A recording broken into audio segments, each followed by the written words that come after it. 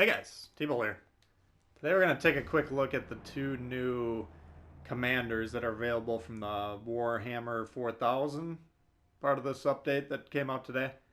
I'll just give you a rundown. I got 6 points into both of them, so neither of them are high level yet. I haven't really experimented with them much. I took this Lyons guy out for one of my AI matches that I was doing earlier, just doing my bureau missions. And they have unique voiceovers with different sayings. So maybe I'll try and when we cover the bonus ships or the Warhammer ships, maybe I'll pop one of these guys in for at least one of them, and we'll demonstrate that in action. But I want to just go over what they got in terms of builds for you. So Lyons, the 13th Justinian, uh, he's the American battleship commander. Base trait: increase your battleship's overall damage as well as the chance of HE shells starting a fire while repair party is active. So immediately on, as far as an American battleship commander, doesn't have a lot of value for me personally. I shoot AP 99% of the time plus on the American battleships. Really solid AP shells there. So whether or not you're going to be getting a lot of, I mean, you can deliberately set it up so you can fire the HE. What you can do using this trait is say, okay, I got repair party ready to go, got some damage that needs to be repaired.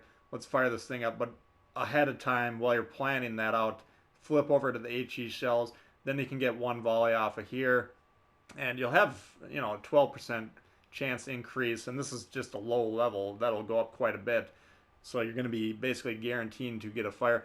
You can also look for instances where your team is, you know, you see them start a fire on a battleship, puts it out, then you can activate the repair party. So both of these traits are kind of proactive traits. They're not as passive as a lot of them are in the game.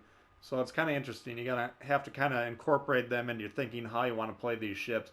Interesting though, I mean, this jumps out on a ship like the King George, for instance, where you're going to be using HE a lot anyways. This could be quite valuable as an inspiration on that sort of a build. Damage while your battleship causes while the repair party is active goes up. You know, this is a significant boost. Again, 16 out of basically 20 levels is the max. So you could probably get it up to about 5-6% damage increase. That's really only going to be one salvo that you can count on per use, though. And if you have a brawler build with 5 heals, that's potentially 5 boosted damage shots per game, which is, you know, significant if you figure out how many shots you're actually taking per game. Maximum is typically going to be about 30 or 29 functionally is the max for most battleships. So if you can influence a sixth of those by damage or boosting the damage on those, or even a higher percentage, you know, it's valuable. So it's an interesting base trait. This one over here, this is, now if you look at the build itself, this is more along the lines of a Sims, basically. The only difference over here that I'm noting is this. Lower damage, incoming damage your battleship while the damage con is active. Now the damage con you're going to get a lot more uses of. It's kind of an interesting thing though. It cuts down the duration. American battleship damage cons last longer anyways. That's kind of one of the bonuses of the American battleship line. You got longer immunity from fire or floods once you use the damage con. This is going to effectively reduce that into more of a normal duration damage con.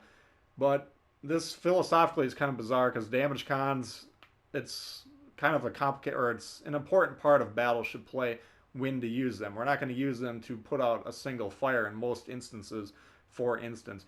But here, we're going to kind of proactively use it a little bit more. Like we see, we're broadside to someone, shots coming in, got a damage con available, pop that quickly, and that's going to protect you from that damage. Significant drop, 30%, 40%, potentially 50% if you have it maxed, which isn't that hard to do. Level 11 Legendary 1 should get you at a maxed boost for this thing. So 50% damage reduction. Again, it's more of a situational kind of changing of when you're going to want to be using these consumables. So very interesting there. I'm intrigued by this guy. I haven't tested him out yet, obviously, but potentially we're going to put some points in him down the line here. Down the rest of the build, you got your typical Sims accuracy build. I mean, Technically, you can use this if you're really enamored with just the base trait, but you want to use your Sims build. Otherwise, you would set it up like that. But interesting. Uh, same legendary perks and everything. So, let's look at that guy. I think he's fairly interesting. I'm more intrigued by this Arthas the Cold, Japanese battleship commander. Now, this base trait, until I saw the caveat, I thought this was going to be a 20% damage increase to all damage dealing ships that were using this. And immediately I'm thinking, well, cruisers have planes in the air for the majority of the game, and if you're going to have a 20% increase on that, that's going to be massive. But they do have the caveat, it's only a 6% increase for cruisers. 6% damage increase, though, is significant. Let's take a look at one of these offensive commanders here. Here we have an 8%, 10% maxed AP damage. So, I mean, comparable to that, and that's a strong boost to your AP. Not quite as strong, but, it's something to consider. And that's not just AP damage, HE damage, torpedo damage, presumably. So, I'm more intrigued by this Blind Rage skill for cruisers. You can see the catapult fighter duration. It's currently ticking down by 1%. I'm guessing it's going to be negative 65, give or take, which will... Your standard fighter plane durations for cruisers is 6 minutes.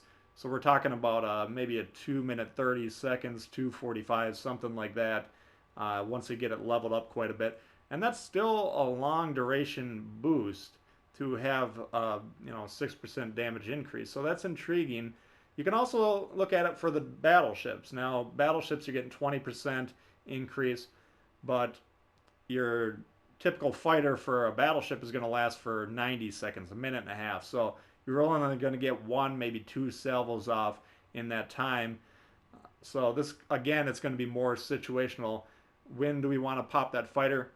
Normally, fighters for battleships, you're going to deploy them when you suspect you're under a torpedo attack. That's going to help you spot the torpedoes, possibly the destroyer, or, situations like that. Here, though, you're going to be kind of holding on to those fighters, looking for opportunities. Uh-oh, this guy's going broadside to me. Let's really hammer him hard and pop the fighter, get that shot off, maybe get a second shot off, maybe not, but hopefully you land. Hopefully you land a couple citadels. Boom, the guy blows up. So, intriguing base trade here. I'm kind of intrigued by that. Here we got, this is more of a condo build, the brawler type build, except for this thing here. Now, increase shell damage and reduce citadel damage at the cost of increased damage to your ship's extremities.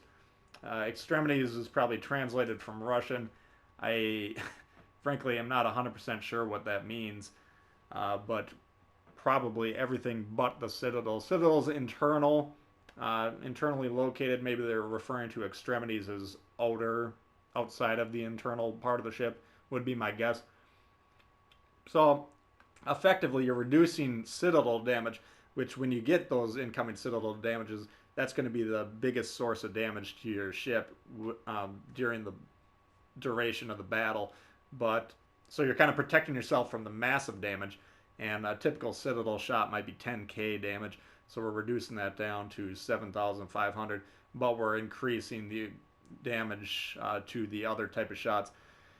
And we also do have an increase on our ship's shell damage, which of course that goes up 4, 7, we can presume 10, maybe 13% increase. Again, that's a heavy increase here. So it's probably, we'll have to see how it exactly plays out with the trade-off between the citadel damage and the rest of the damage, and factoring in that your own shell damage. But that could be potentially quite powerful. So this guy is intriguing to me, both as an inspiration and as a commander itself. Now, the Japanese battleships, in my opinion, tend to play better at range for the majority of the battle. Yes, the Amagi can get in close range and kind of duel a little bit, or brawl a little bit.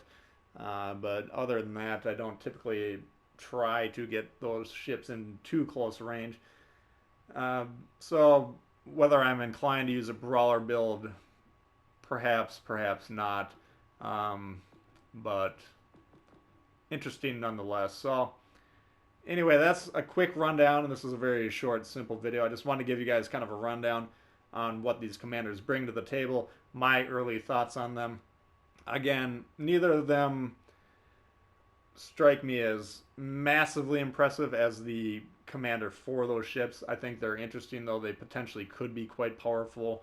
But, this guy, brawler build on a Japanese battleship, not necessarily how I want to run it. And this one, we're essentially running the Sims build, but with this, the damage con thing and then the repair party thing. So kind of changes up how you're going to be using those consumables.